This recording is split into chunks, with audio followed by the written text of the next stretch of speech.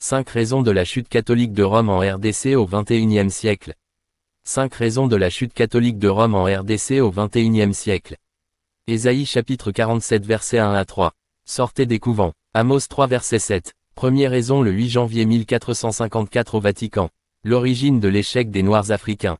Le 8 janvier 1454, ou 1455 selon certaines sources, le pape Nicolas V a promulgué la bulle pontificale Romanus Pontifex. Ce texte a confirmé au roi Alphonse V du Portugal le droit exclusif de coloniser, de commercer et d'asservir les populations d'Afrique de l'Ouest au sud du Cap Bouche-d'Our, légitimant ainsi l'esclavage et l'expansion coloniale. Point clé de la bulle Romanus Pontifex. Contexte, émise juste après la chute de Constantinople, 1453, et dans la lignée de Dum Diversa, elle cherchait à soutenir l'expansion portugaise face à l'Empire ottoman. Contenu, elle donne une base légale aux conquêtes portugaises, concédant le monopole du commerce et de l'esclavage sur les côtes africaines. Portée, elle interdisait aux autres nations chrétiennes d'interférer dans ces zones. Ce document est considéré comme l'un des textes fondateurs de la légitimation religieuse de la traite négrière. Prêtres, jugez-vous, voilà la première raison de la chute de l'Église catholique en RDC. Deuxième raison.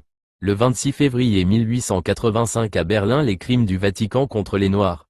Partage et la domination de l'Afrique. Le partage de l'Afrique au XIXe siècle, formalisé par la conférence de Berlin, 1884 à 1885, a été une entreprise géopolitique menée par les puissances européennes, sans autorisation directe ni partage orchestré par le Vatican.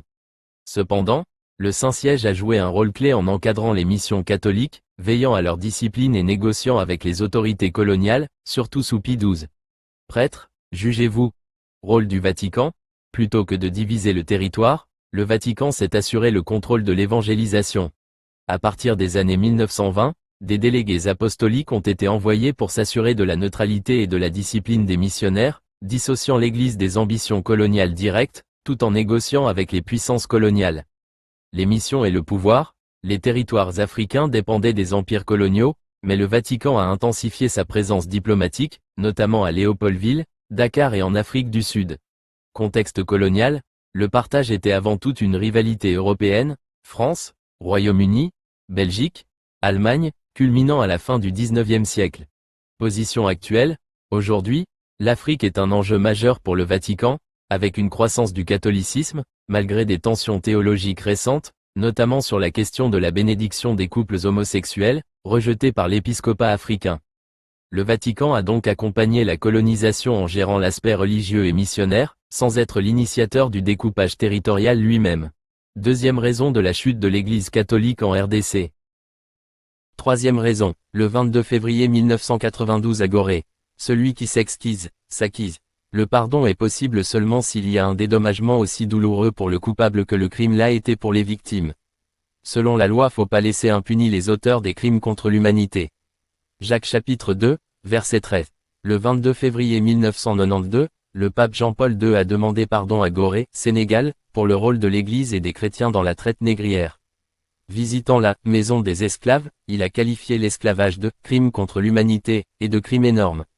Ce geste historique visait la « purification de la mémoire » des complices. Le contexte, lors de sa visite au Sénégal en 1992, le pape s'est rendu sur l'île de Gorée, au lieu symbolique de la souffrance de la traite atlantique.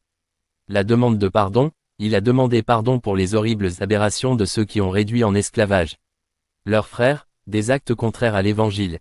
Prêtres, jugez-vous. Les mots-clés, il a mentionné la traite des Noirs et le commerce triangulaire, qualifiés de péché du passé.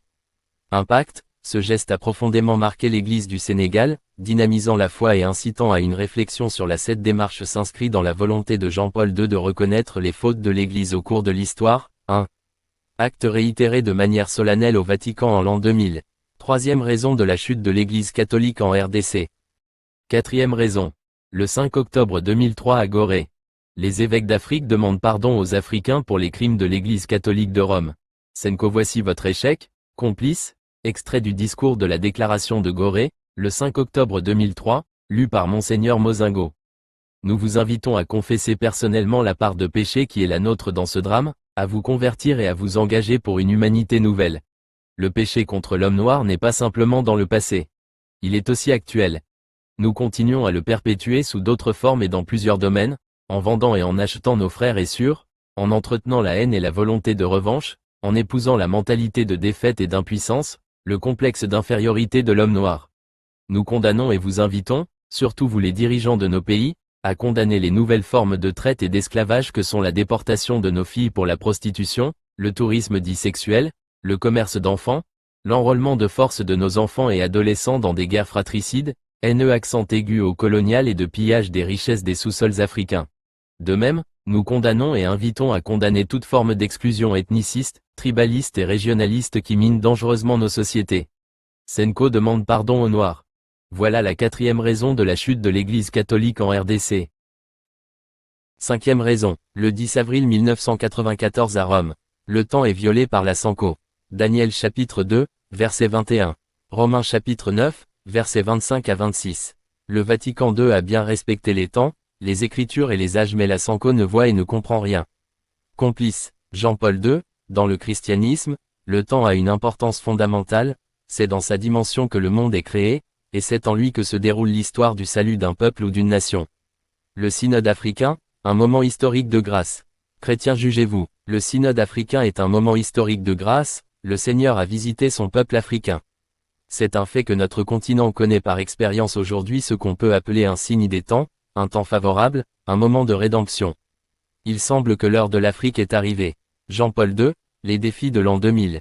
Comme il n'y a qu'une vocation universelle, on peut dire aussi qu'il y a un défi mondial, celui de construire la fraternité humaine, celui de réaliser la communion de tous les hommes en Jésus-Christ. Mais là aussi, c'est trop général.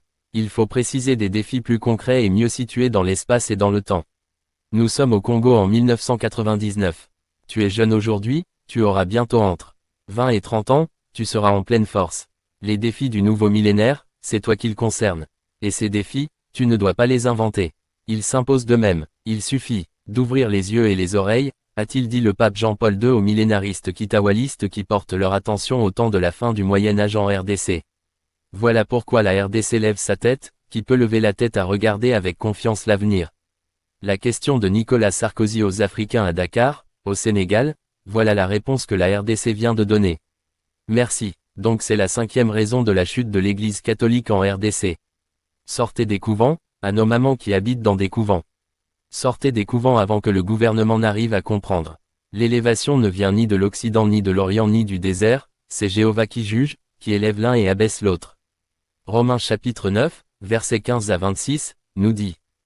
Car il dit à Moïse, je ferai miséricorde à qui je fais miséricorde, et j'aurai compassion de qui j'ai compassion.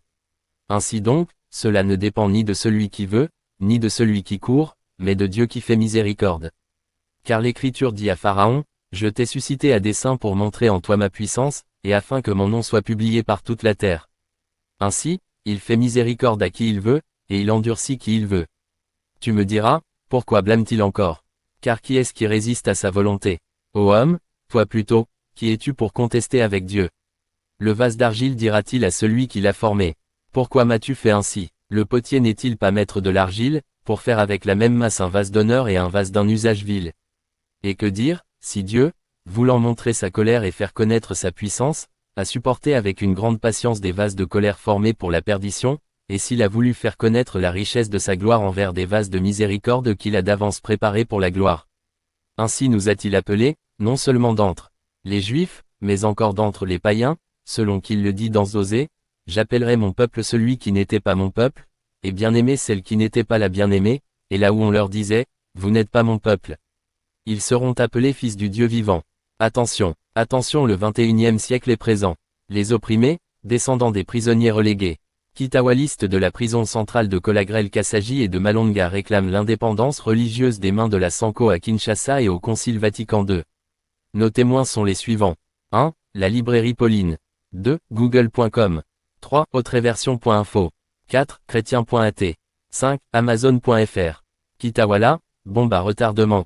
Kitawala, bombe à retardement. Kitawala, produit idéologique de la Watchtower américain de Charles Taze Russell, atteignit le Cap Ton en Afrique du Sud vers 1906, par le biais d'un missionnaire britannique Joseph Booth, le protagoniste du principe, l'Afrique au noir, l'Afrique au noir. Merci, merci, merci à John Kikwit 1, John Kikwit 2, John Kikwit 3, à vous l'antenne Télé 50, Digital Congo, Haut-Parleur TV à Kinshasa, Toplualaba.fm, RCL TV, à Kolwezi. Radio Tudjenge, RSKM à Kassaji, RCK, Radio Communautaire Salama à Kisangé. Merci, merci.